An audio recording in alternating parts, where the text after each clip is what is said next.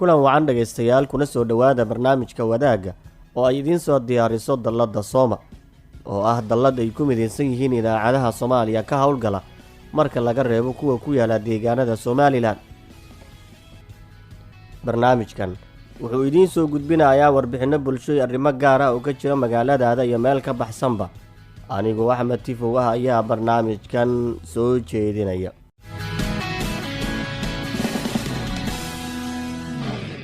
barnaamijkeennan toddobaadkan waxa uu ku saabsan yahay shaqo yarida dalka ka jirta iyo sida dhalinyarada ay uga faa'iideystaan hal abuurada ganacsi ee dalka laga hirgeliyo.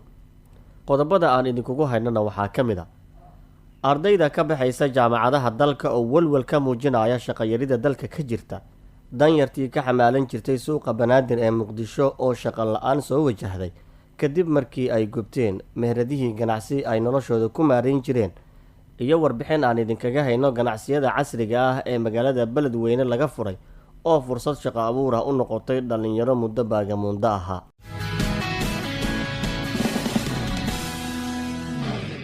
aan ku bilownay sanad kastaaba kumanaan arday ah oo isugu jira wiilal iyo gabdho ayaa ka qalin jabiya jaamacadaha dalka ku yaala guud ahaan, iyaga oo barta culuum kala duwan. ma helaan intooda badan shaqooyin ay ku haminayaan xilliga waxbarashada ay ku guda jiraan.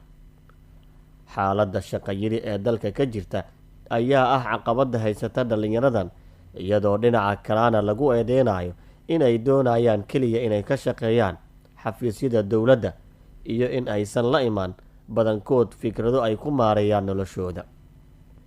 maxamed xasan oo Muqdisho jooga ayaa soo jeedinaya warbixin ka hadlaysa. ardayda sanadkan ka qalin jebinaysa heerka koowaad ee jaamacadda oo isugu jira wiilal iyo gabdho ayaa wajahaya walwal ku saabsan in ay helaan shaqooyinka maadaama ay usoo dhammaatay jaamacadda islamarkaana ay noqdeen jaamiciyiin.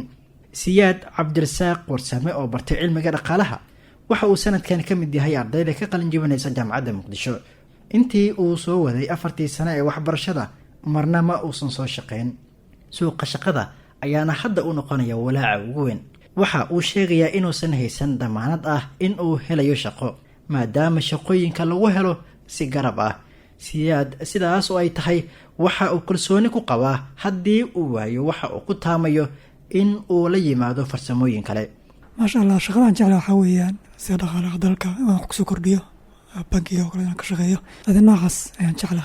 haddii shaqa la waayo dee shaqadu haddii laga waado meel kale ayaad ka heli kartaa, marka waan la dulqaadaya, waan la dadaalayaa. marka haddii markaa aan waayo oo ii suuroobi weydo waan dadaalayaa, mataqaanaa fursado kalena waraayin doona insha allah. dabcan goboladaas fursado badan baa yaala oo wax laga dhalin karo, marka halkaas ayadaa yaa muhiima. marka haddii mataqaanaa oo la rabo in wax lasoo kordhiyo in la abaaro wuxuu kala saaro. dalka oo ku jira soo kabasho gaabis ah oo dhinaca bulshada iyo dowladnimada Soomaaliya oo aan u diyaarsanayn in ay ka falceliso baahida daayar badan oo dalka u soo baxaya ay u qabaan in ay helaan shaqooyin ay ku maareeyaan dhacsiga nolol maalmeedkooda ayaana ah sababta ugu weyn taasi.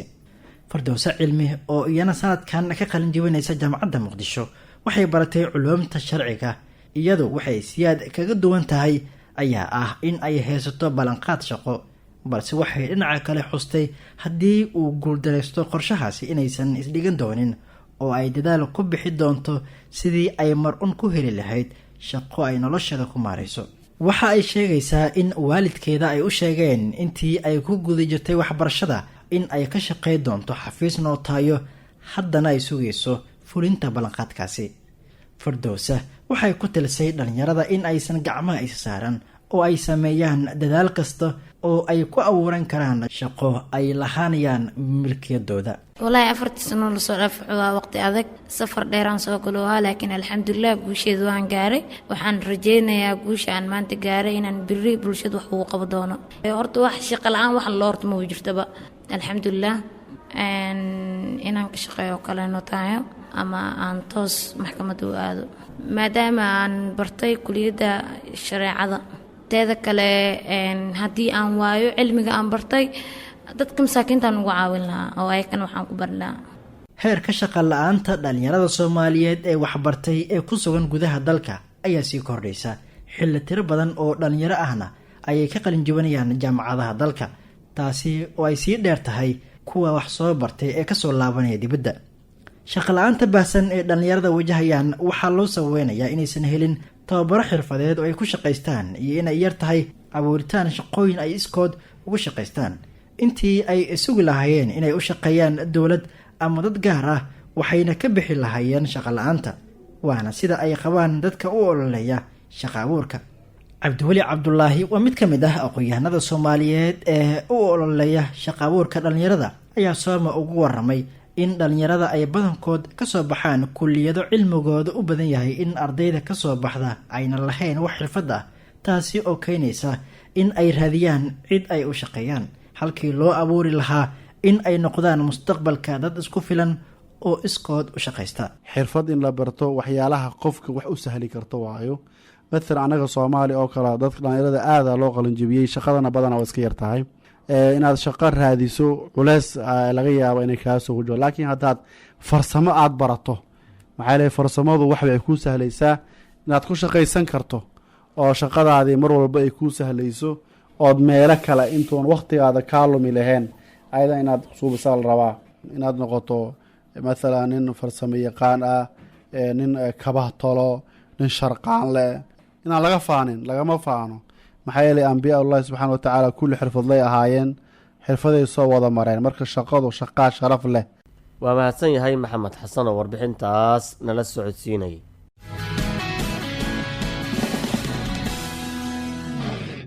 dhinaca kale iyadoo ay jirto walwalkaas ay dhallinyaradu ka muujinayaan shaqayeelida dalka ka jirta, ayaa haddana danyartii ganacsiga ku lahaa suuqa banaadir ee muqdisho waxa ay xilligan wajahayaan shaqay la-aan kadib markii ay gubteen mehradihii ay ku maareyn jireen nolosha qoysaskooda.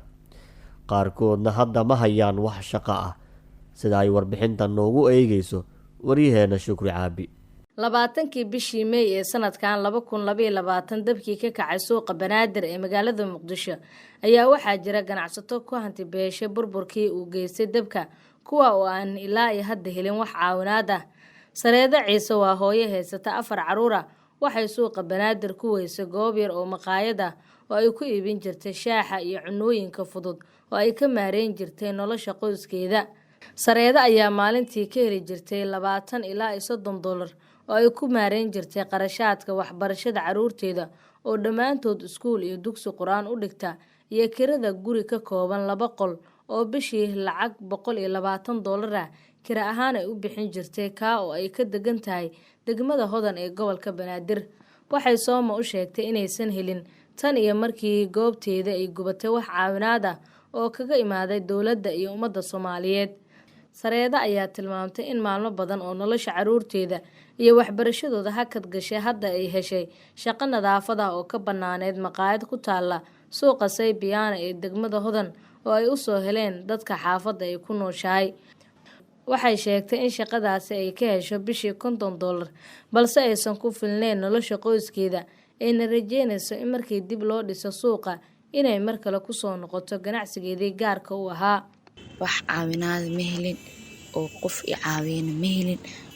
shaqadaasna aad ugu faraxsanahay maadaama ay wax kasta oo ka ii ahaayeen oo wax badan isoo geli jireen. haddana qof i caawisa ma jiro, kontonkaas iska qaataa. shaqaalana waa dareemi kartaa xaaladiisa oo 50 dollar ilmo, cuno, kiro, waxbarasho 50 laguma dhiibi karo. marka ilaahay waxaa ka baryayaa gargaar degdeg ah. waxaa jira ganacsato kale oo goobo ganacsi oo yaryar ku lahaa suuqa banaadir oo goobahooda iyo hantidooda ay gubatay, kuwaasoo aan helin wax gurmad ah. xasan sheekh aadan waxa uu ka mid yahay ganacsatadii wax ku iibin jirtay suuqa banaadir ee degmada Hodan ee gobolka Banaadir. waxa uu suuqa ku lahaa gaari gacan yar oo uu ku iibin jiray miraha kala duwan iyo qudaarta noocyadeeda sida cambaha, saytuunka, babaayga, canabka iyo kuwa kale. waxaa gaariga yar uu hordhigan jiray carwooyinka iyo dukaamada waaweyn hortooda oo dadka suuqa yimaada iyo kuwa macaamiil u ah ay wax ka iibsan jireen, kadibna qoraxda marka ay dhacdo uu ku xareyn jiray meel baqaar kira ah oo dadka suuqa ay dhigtaan alaabta, subaxiina ay kala soo baxaan, bishiina ay dhiibi jireen lacag yar oo gaaraysa 2 dollar.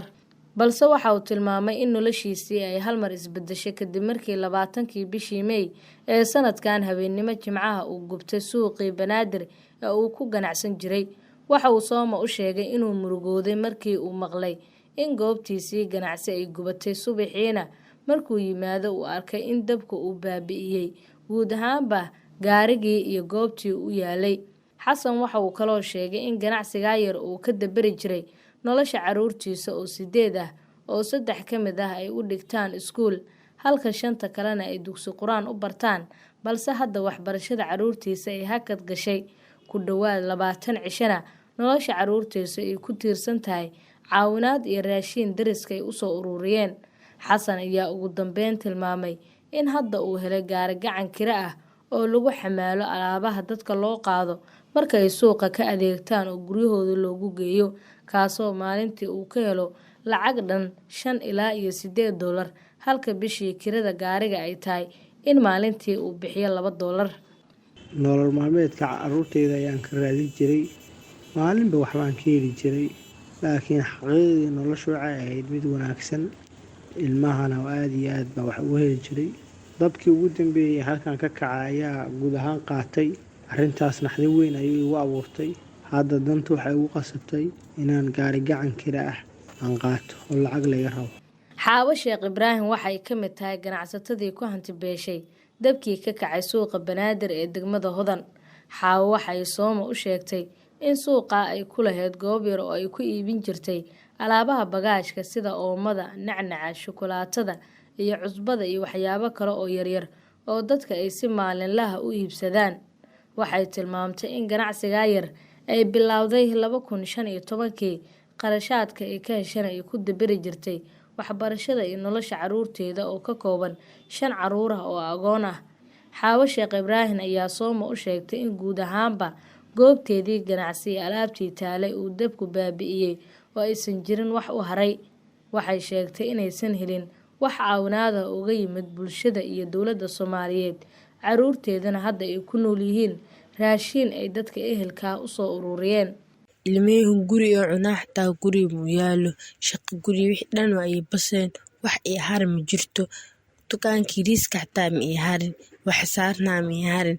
awalba waxaas deenan ku soo qaaday, haddana deenta geesaa loo leeyahay. anina waa kana wax heesta ma leh. suuqan qof i caabi ilaa ay hadda ma arkin, caawinaad aa dalbiheynaa. weli waxaad dhageysanaysaan barnaamijka wadaagga Sooma oo Muqdisho idinkaga imaanaya.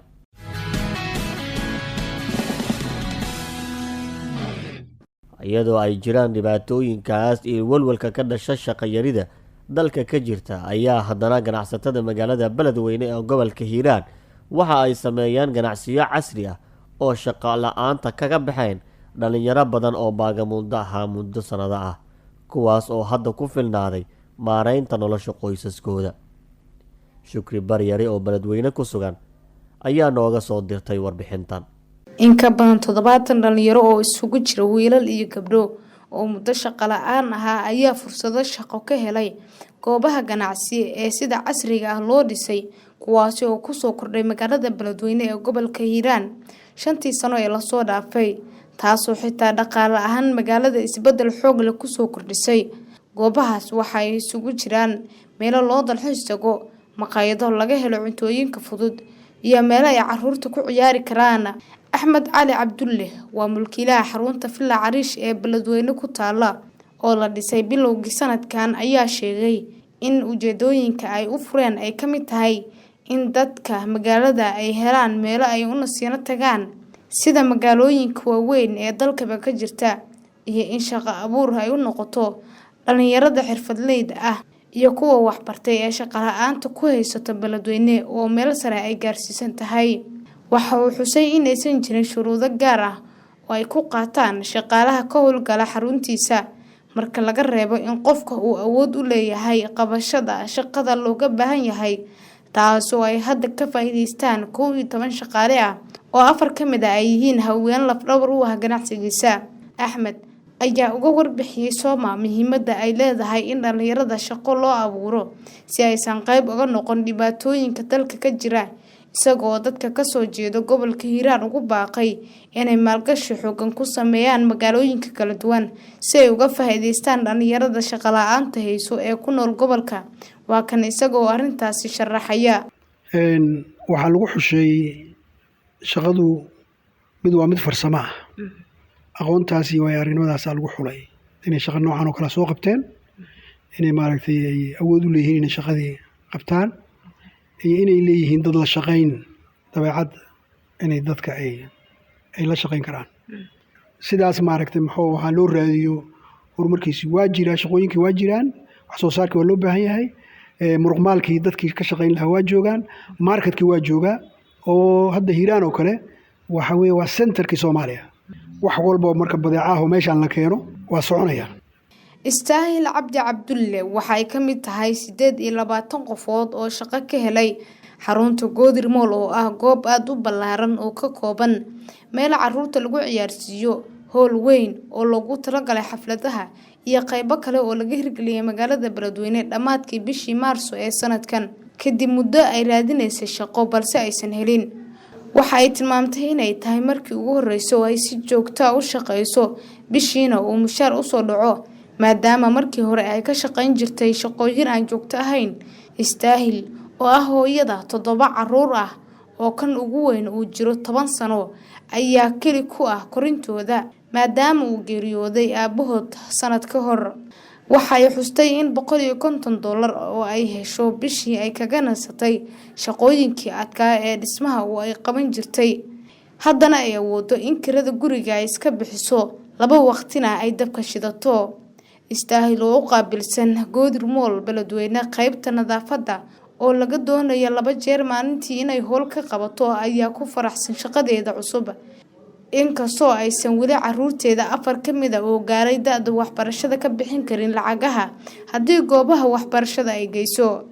shaqadeyda waa qaybta nadaafadda maya xaasmi ihi laakiin maxaan ahay agoonley ilmo oo agoon ah hooy iyo aabo aanu ahay oo ciyaalkayga soo maaha tiradooda waa 7 geedka xoogaygan ku shaqaysan jiray dhaqo islaankayga ayaan iska dhaxmari jiray habeenka saas baan geedka dabka ku shiidan jiray laakiin geedka shaqo toos oo saano kaleento bil oo meel ii saaran geedka ku xisaabtamay ma jirin haag marna waa heli jiray marna waa jiray shaqadaas marka la waayo habeenkaas baan ku seexan jirnay baan ku ahaan jirnay.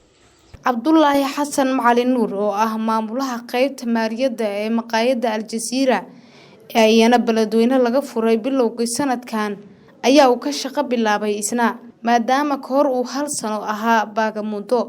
Waxa uu sheegay in shaqadan ka hor uu soo qabtay shaqooyin ay ka mid tahay macallin iskuul laakiin uu isaga tagay kadib markii ay ku filnaan weyday dhaqaalaha uu ka qaadan jiray iyo lacagaha looga baahan yahay. Cabdullaahi waxa uu ka baxay kulliyadda dhaqaalaha 3 sano ka hor isaga oo shaqada ku helay xayisiis loo sameeyay booska bannaan. Waxa uu aaminsan yahay in hoos ay u dhacayso heerka shaqo la'aanta ee ka jirta Beledweyne marka la barbar dhigo sanadihii hore. shaqadan waxaan bilaabay maxaan ku yiraahdaa 2022 14 bishii January ayaa la furay laga bilaabo maalinta up to date na waan joogaa guud ahaan wadanka horta waxaa ka jirto dhaqaale yari guud ah ka jirto si guud dhaqaale ahaan markii la yiraahdo markii sicir bararka laga reebo sida kaleeto waxa waaye jawi degan waaye shaqadan ka horna waxaan ka shaqeynayay macallin waan ahaa oo iskuul macallin ka soo ahay intaan ardayga jaamacadeed aan ahay oo dhan. Shukri Baryar Maxamuud barnaamijka wadaag Beledweyne.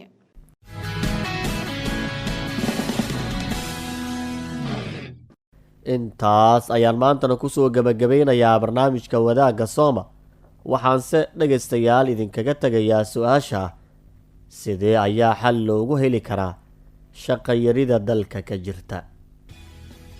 nala wadaag aragtidaada iyo su-aasha aad qabto adigoo la soo xiriiraya taleefannada idaacadan mahadsanidin.